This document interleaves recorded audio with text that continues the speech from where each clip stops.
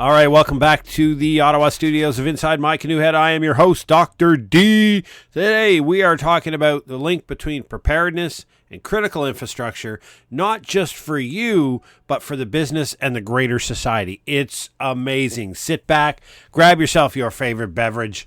Let's get at it.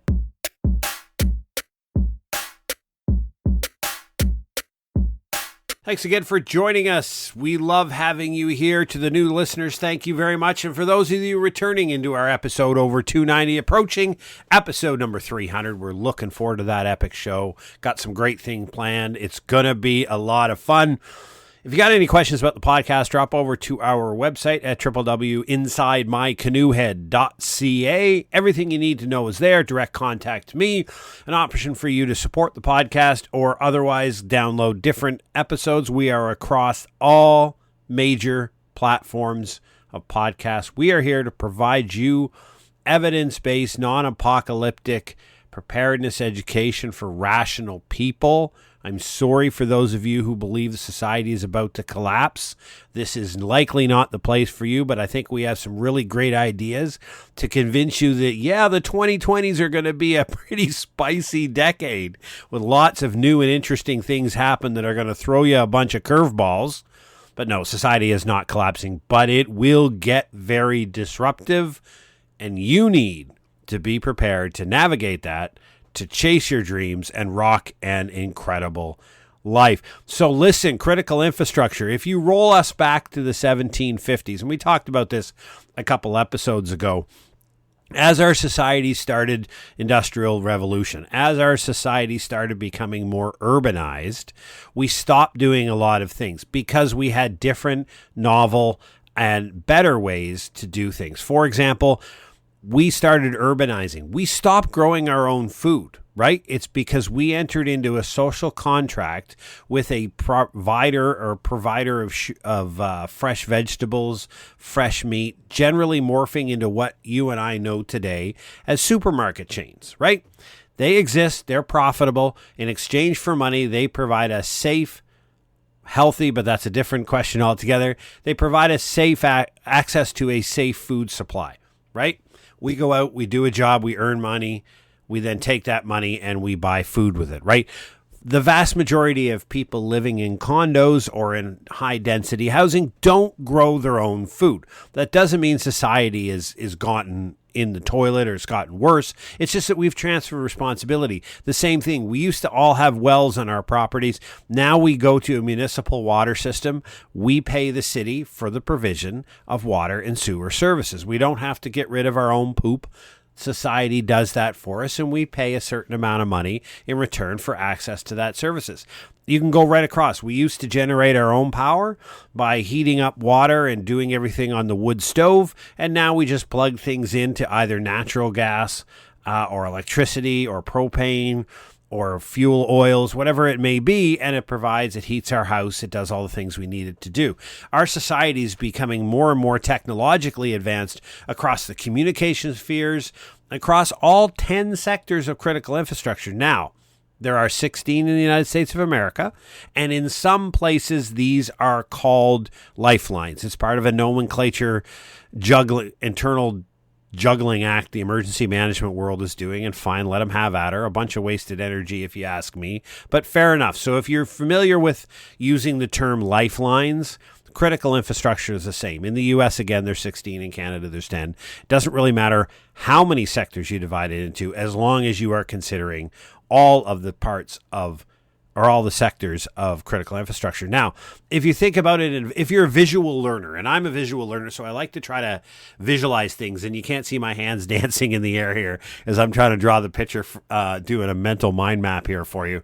But if you think about society as a table, right? So on top of the table is our modern technologically advanced society that runs wizardry. I mean, if you think about it, you get up every day. You got up this morning and you just presumed a whole bunch of systems would work, right? When you flipped the light switch, it worked. When you flushed the toilet, it worked. When you turned on the tap, it worked. When you opened the fridge, things were still cool and appropriately climate controlled in there, and on and on and on. You turn on your cell phone, you turn on the TV, you flipped open your laptop on the internet. You just made the assumption that all of these systems that are based upon some element or multiple elements of critical infrastructure would work. You got up this morning, if you take public transit to go to your job, you're making the assumption that public transit is working. Your bus comes at 7:23 every morning. You just know it's there. Maybe you check the app to see if it's a little late, but you're not getting up in the morning wondering how you're going to get to work, right? So we make and all of that is great. It is both brilliant and unnerving, the extent to which our society has modernized, right? All of these sectors of CI work below that table. So if society is the table and you can visualize all of our towers and our high density housing on top, the legs that are holding it up are your 10 sectors of critical infrastructure. So most of us look at life above the table level, right? We don't actually pay attention to what's going on below the table. We just enjoy everything on top of the table. And underneath there are all of these systems that are managed by a whole bunch of really intelligent, smart people that keep it up and running.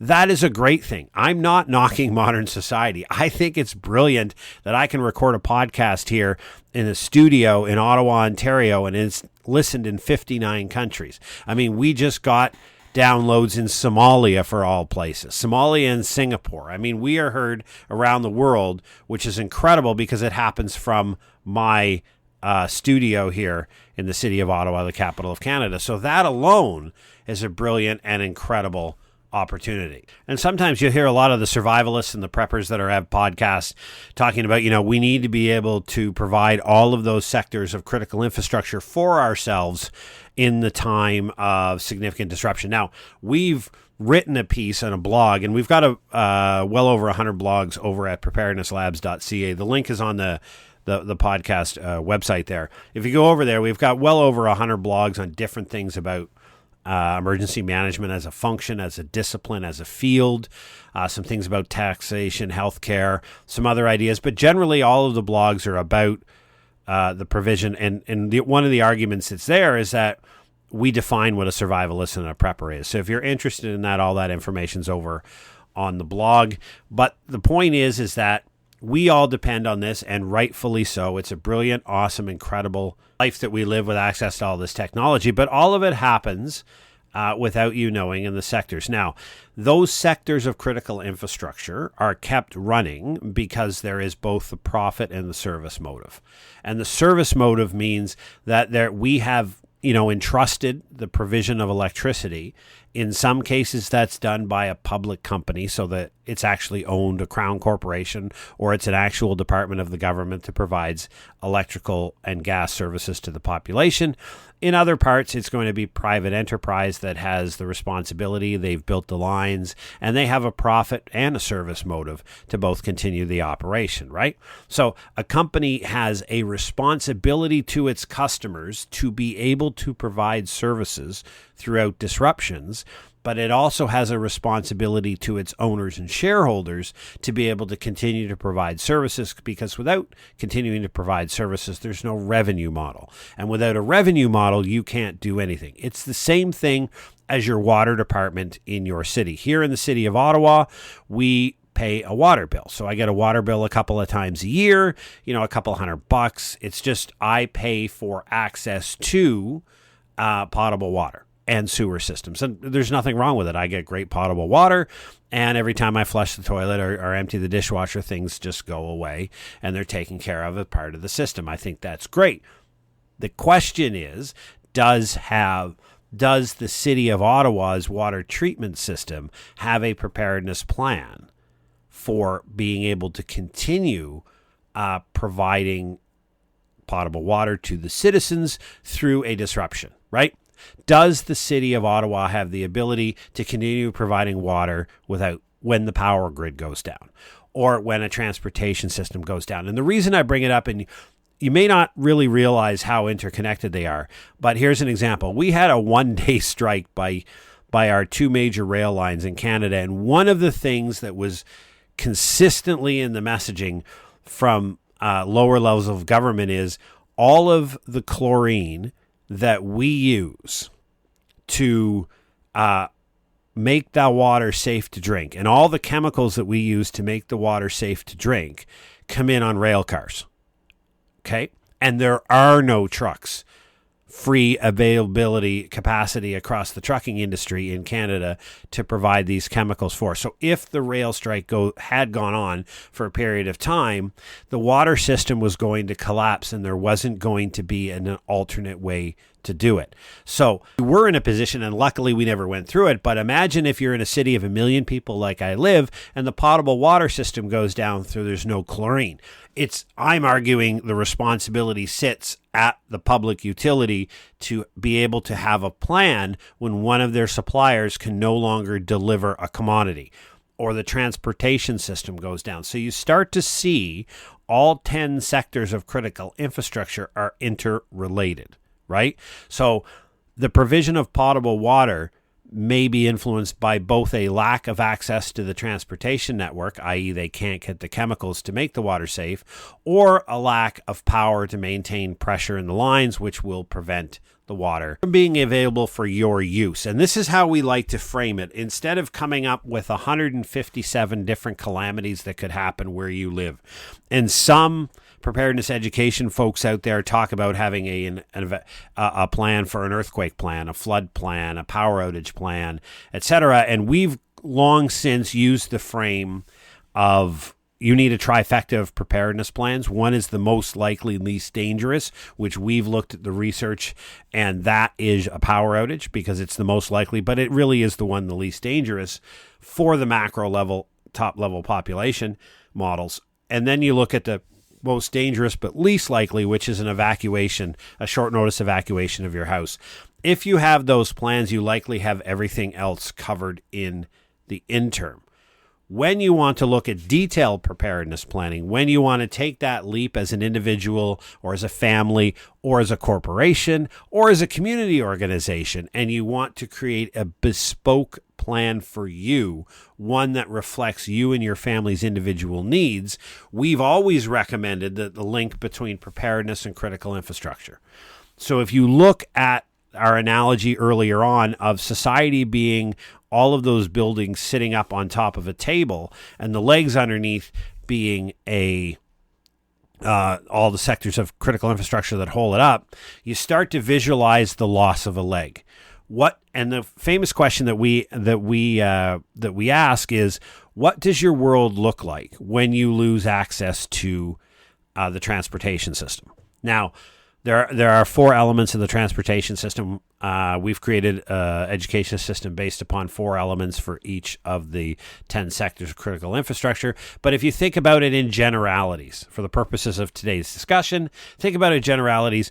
If you ask the question, what does the world look like, my world look like, when I don't have access to the transportation system, you negate the reason for why, right? It's called disaster impact reduction versus disaster risk reduction. With DIR, what we're examining is when you lose access to or the sector of critical infrastructure fails, which is different from if it floods.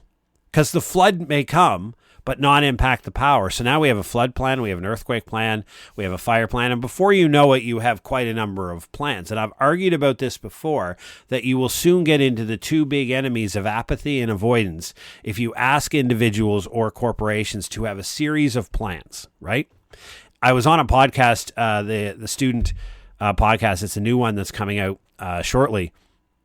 And it was all about adaptive business continuity. And I give all the credit in the world to Mark Armour, a gentleman out of the United States of America, who really champions the idea is we don't test the plan, we test the people, right? So the people in charge of provision of services throughout a disruption is what we want to exercise, not a plan.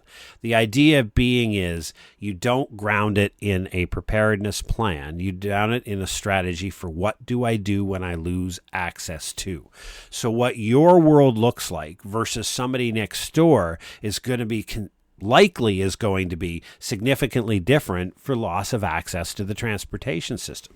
If you're somebody who single car family, for example, and you have to take public transportation to a job, you're an hourly worker. So all of a sudden that becomes pretty darn important, because if you don't get on a bus because the bus system is not available, if you can't find a free ride somewhere else, and Uber is going to go through the roof because it's demand related pricing, you're not getting paid. And if your income starts falling, that has a whole other cascading effect. So for you, it may be significant. For somebody that works from home on an independent business, the loss of the transportation system is probably nominal to no effect. So the very same loss, a failure of the public transit system in the city of Ottawa, other than putting twice as many people on the road and creating gridlock, is going to have a significantly different impact to two different people living on the same street because of their dependency on and exposure to that element of one sector of critical infrastructure.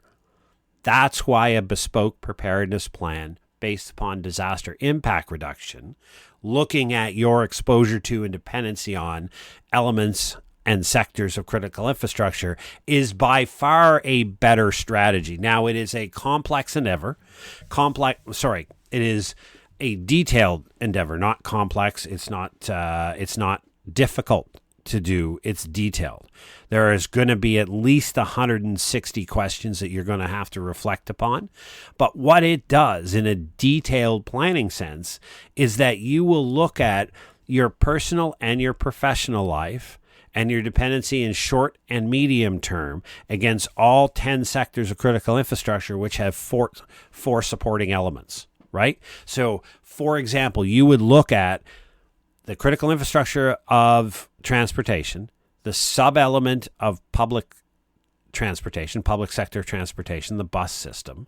And then you're going to look at it the short term 0 to 3 days, the medium term 3 to 14, both from a personal perspective. So you're going to look detailed at how both personally and your business. Because remember, I wrote a blog about this morning, which was the idea behind this podcast episode.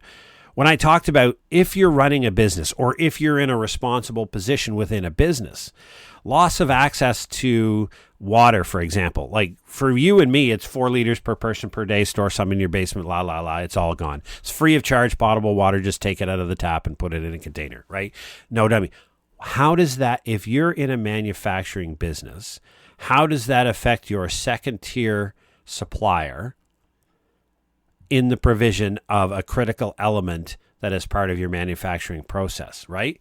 It's no longer a 4 liter per person question. It now affects, how does the loss of potable water in the city of Ottawa affect my business's ability to operate, right?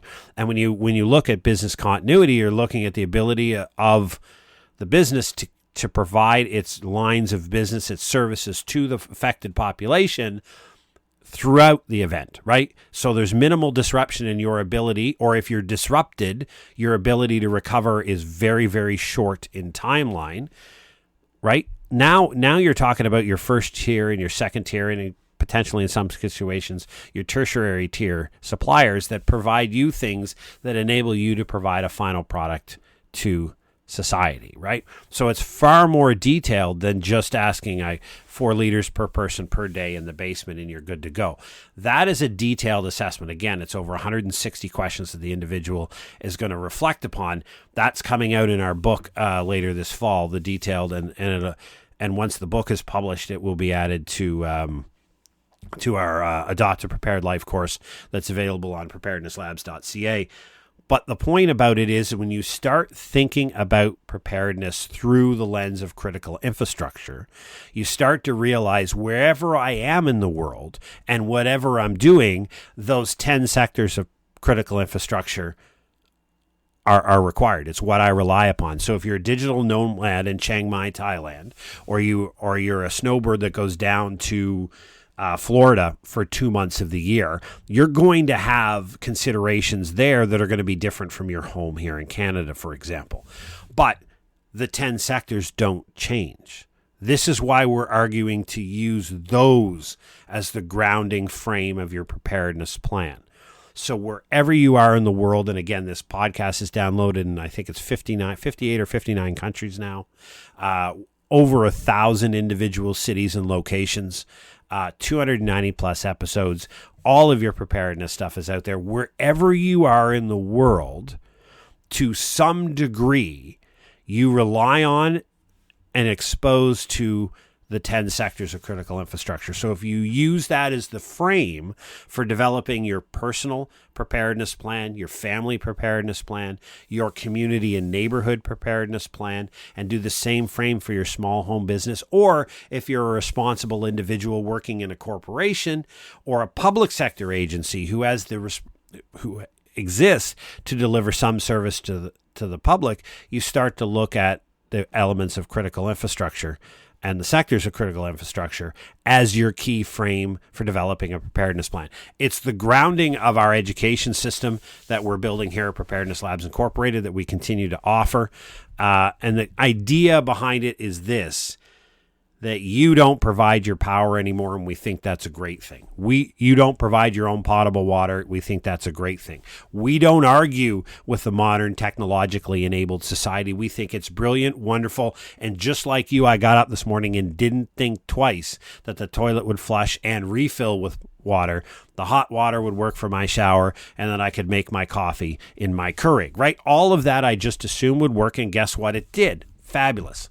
We argue that your preparedness plan is designed to build a strategy for you, your family, your community, your municipality, whatever level you're looking at, or in your corporation, for the ability to navigate a situation when your access to a sector of critical infrastructure is disrupted, right? I don't care why the power's out. The power's out. What is my plan? What is my strategy as a small business owner in the city of Ottawa to deal with an extended power outage? I've actually addressed that question. I've answered that question through a couple of point forms. It doesn't take long, and it doesn't cost any money, short of getting access to the education. It doesn't cost you any money. You go through the system, you set it up, and you have this detailed. So now I said, okay, here are some considerations that came out of my analysis of my company's dependency on the provision of power. Now I go forward. Now I've got the problem defined. And this is something that happens in science a lot, and it happens in the scientific process. A lot of times people one of two things will occur. One, you'll be a bit of a policy entrepreneur. And those are individuals who have predetermined end state solutions already designed, and they just looking for a problem to implement them, right? Those are the people that, for example, in the firearms argument here in Canada and other places, believe that handguns should be banned, full stop, right? That's just the belief they hold. I'm not going to argue with it, but they hold that belief, right? They've got the legislation drawn up. In Canada, they actually do. The support lobby groups have the draft legislation ready to go. All the things that need to be done for our firearms officials in the Royal Canadian Mounted Police to make this. They're just looking for an event to persuade the government that now is the time. And that's called a policy window opens when some type of event occurs that allows people, these policy entrepreneurs, to climb through the proverbial window and present their solution at a time and place when they're likely to have higher degrees of public support, right? So in emergency management, there are people that believe Canada needs a FEMA. There are emergency management, there are people that believe the federal government shouldn't have a role in emergency management. And so there's a bunch of people out there. So you'll either be a policy entrepreneur, or you'll have the great solution to the wrong problem. And this is a thing that happens in scientific inquiry often. If we don't spend the appropriate amount of time to truly understand the problem we're facing, we may design a fantastic solution to the wrong problem, and we're not any further ahead. It happens all the time when you see people rushing to judgment as to what is the problem we're trying to face. And I'll give you an example.